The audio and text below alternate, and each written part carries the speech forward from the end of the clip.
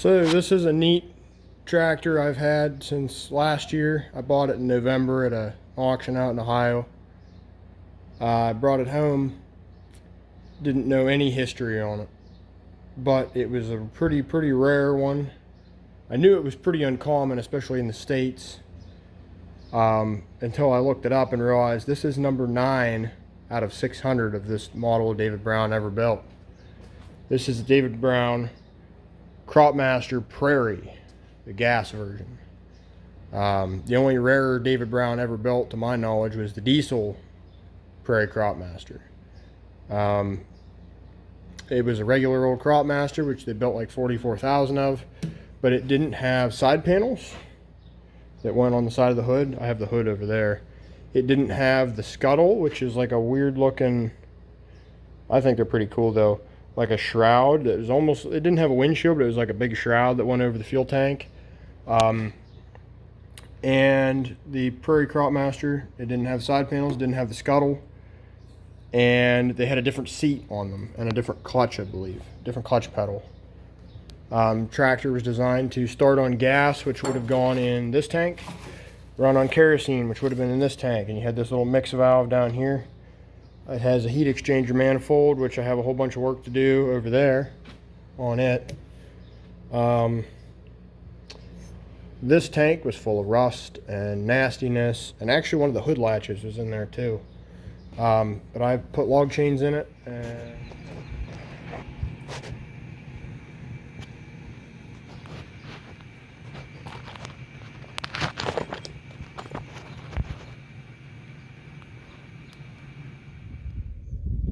all right, little buddy, you'll be okay in there. We'll check on you after a little while. After a couple acres of rounding, I can see I got some pretty nasty water running out there, and some of that is dust, yeah. But you can see the brown water running off my rags I put in there, so I didn't ding the tank up on the rims. And I'll ride it around a little more next time I get a chance to disc, and we'll see how around. Strapped inside the duals of the tractor, and got the inside of the tank to clean up. But the sad part was the dividing wall in between the two tanks, which is like somewhere in here, rusted through. So when I put water in this side to rinse it out, it came out both drains. And I couldn't get all the rust out because there's, you know, restrictions and stuff in the tank as far as getting little particles and stuff out. The bottom of the tank's not perfectly flat to allow it to drain out, and it's definitely not sloped downhill. So I put little brake line standpipes in the bottom that stick up about 1 inch so that the grit settles to the bottom, and I just won't get all the gas out of it, which is okay. It's got really good tires on it, and these front tires are tough to find. They're not a 618, which is pretty, I mean, somewhat common. They are a 619. Pretty hard to get a hold of. And it's got these, I mean, they're Armstrongs, which isn't the best. Brand spanking new, and they're like 20 years old or whenever they quit putting the Armstrong name on there. It's got 2-speed PTO with the belt pulley. It's got 3-point hitch on it. It didn't come with a drawbar, but I think I have a drawbar that's pretty close to what it would have had originally. It's off a 990 Implematic. I think I have a drawbar off one of them that'll fit and will work. I did valve adjustments on it. It's not stock at all. I mean, it spins super freely. Not like it has no compression, though. It has compression. When I got it home, first thing I did was I pulled the plugs out and I put some oily stuff down in there, Marvel Mystery and something else, and spun the motor over. I put it in gear. My brother towed me around the yard with it. It built some oil pressure. It's like, okay, we're good. And I started tinkering with it, and I'm going to try to have it running and hopefully maybe pulling at the show at the end of July here. The Mercer County Antique Power Association tractor show and tractor pull. I'll post the dates in the video. We rebuilt the starter, was what we finished up today, and we're gonna get the first crank in a long time on it here on film.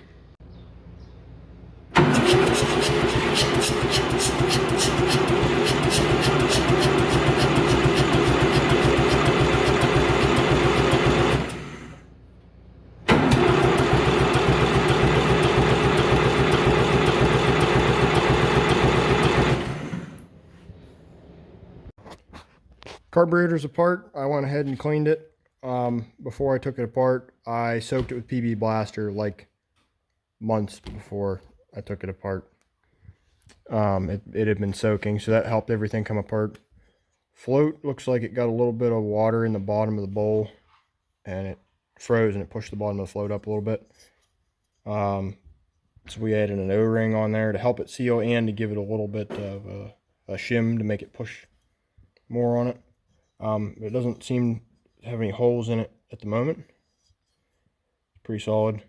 I'm going to start putting this together. I got some this stuff, fuel resistant silicone kind of stuff we're going to put on here, and we'll start putting it back together. It's a pretty simple carburetor. There's the choke blade, pretty simple. There's one little hole that goes through there that it's factory. I don't know why. There's two little jets on the side there that I don't know what they do. They go from there down into the side. I assume they're little additional jets, and then that's like the main jet there. So the fuel goes down out of the bottom of the bowl there, gets sprayed through, or drips down through here, and as the air is going up through, it picks it up. But I'm not sure exactly what those little holes do, but I'm sure it'll make more sense as it goes back together. Just what we want to see on this needle and seat valve here. Nice free motion there.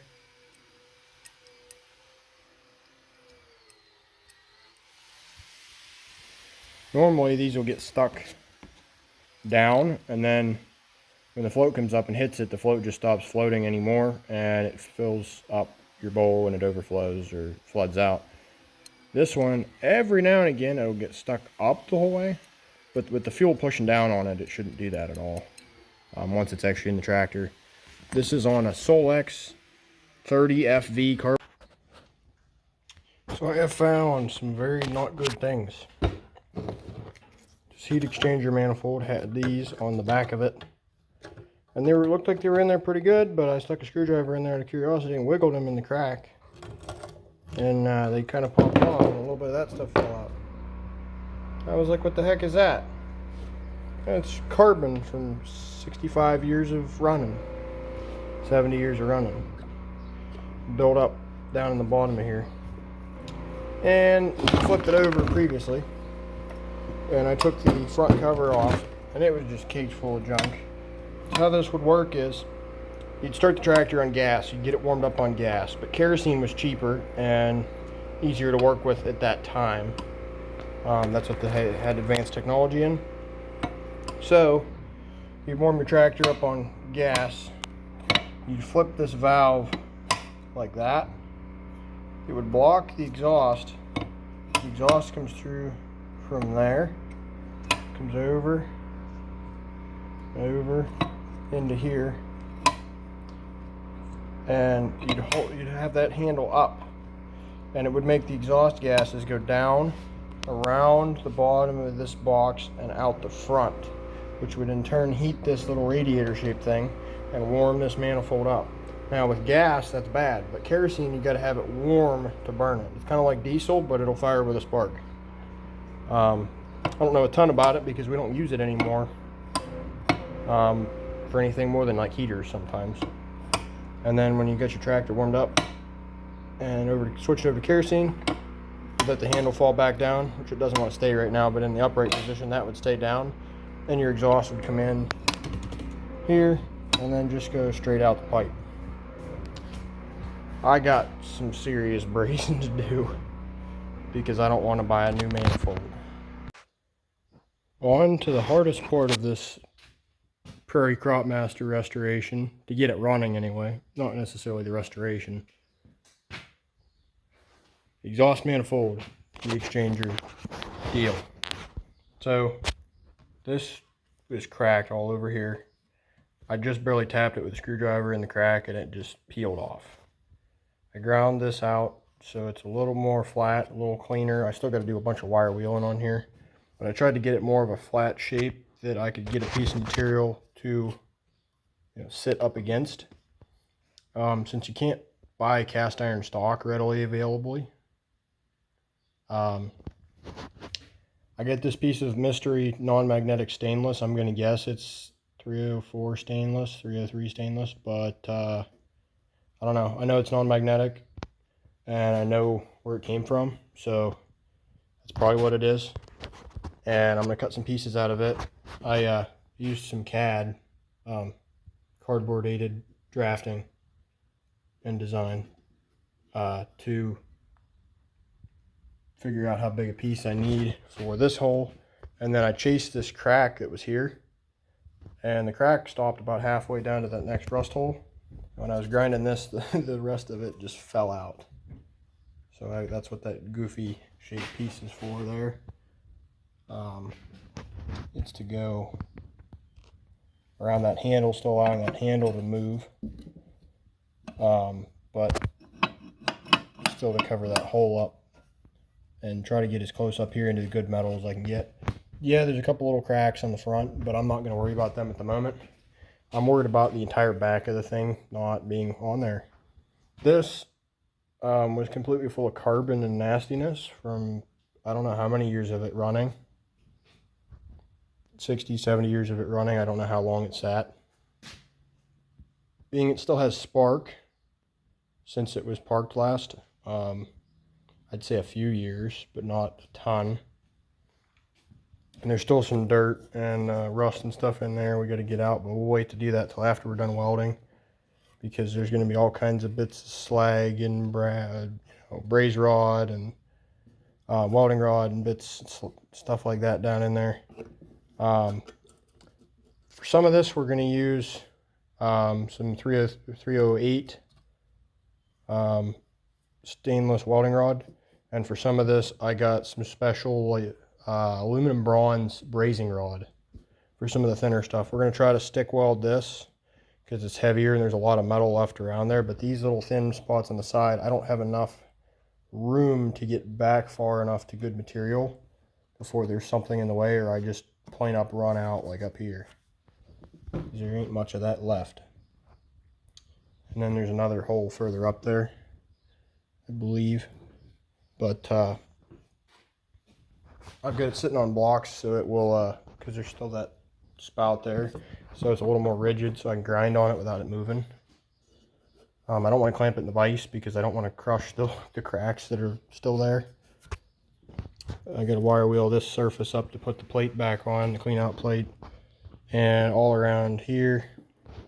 I'm going to wire wheel around these edges too to try to get some metal, clean metal to work into there. But that's the plan at the moment. So I did some grinding and bending and all kinds of stuff.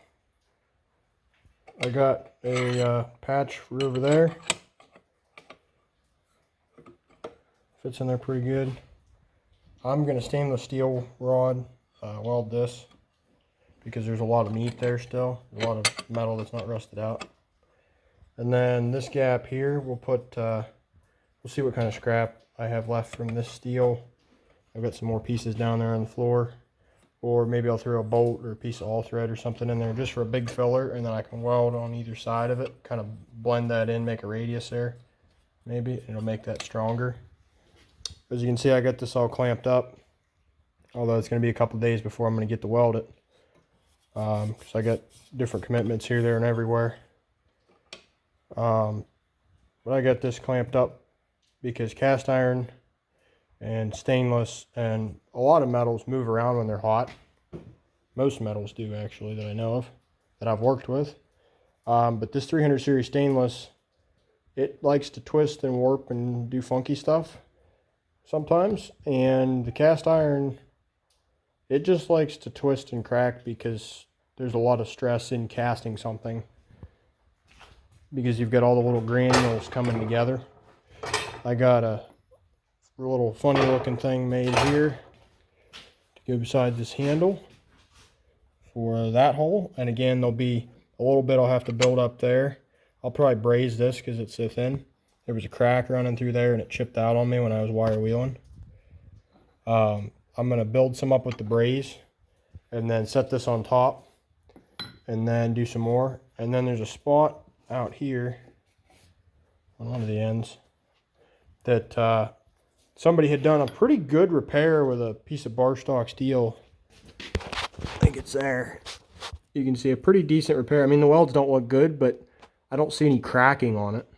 But there's a hole at the end where it had rusted out a little bit past their welds. And I just cut that old weld off. I made that little patch there. There's one more little hole I haven't got to yet, but I want to get this in so I have some more structure in here before I go welding anywhere else and get it all twisted and kinked up and it won't go back on. Because this manifold's been repaired enough times, it's not going to be good if I put it on the Bridgeport and try to surface it. Which I could do, but again, it's hard to hold on to because it's a weird shape. Most manifolds are tough to hold on to, but this one, it's going to be especially bad because of all the repairs it's had through the years. It's had at least one repair before me, I think maybe two, because I did see a little bit of brazing on here somewhere. There was a little yellow tint to some of the patchwork on here. But this will be number 3, and I'd rather not spend $600 and wait 3 months to get a manifold because, well, I had ordered one 3 months ago. I didn't have this tractor in here working on it 3 months ago, so the tractor show is, as of right now, a week away. I have to have the tractor down there in 1 week from today. We'll see how that ages. Yikes. She's alive, buddy.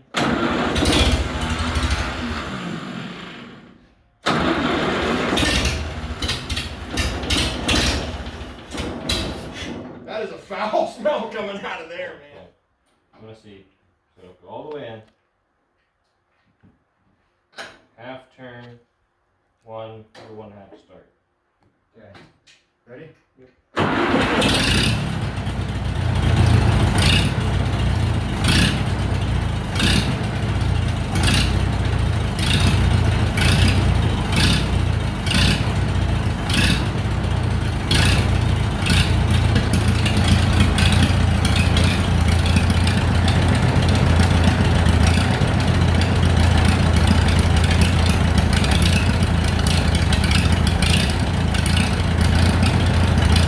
Right there sounds about good.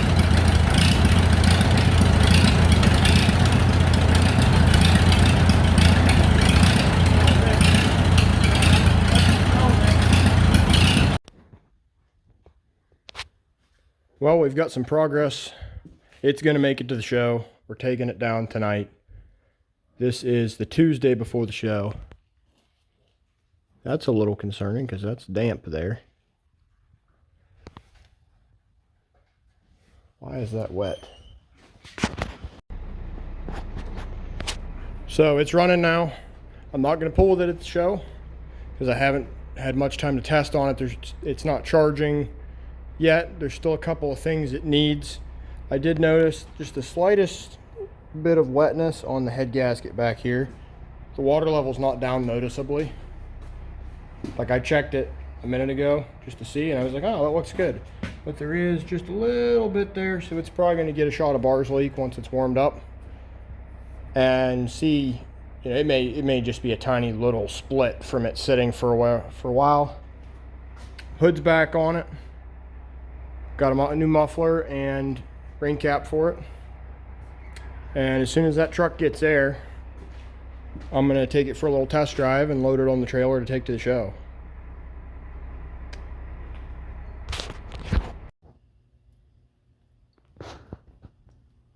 It's developed its first leak and we're not even strapped down yet. It's leaking up there. And running down and down and down onto the trailer. Oh well.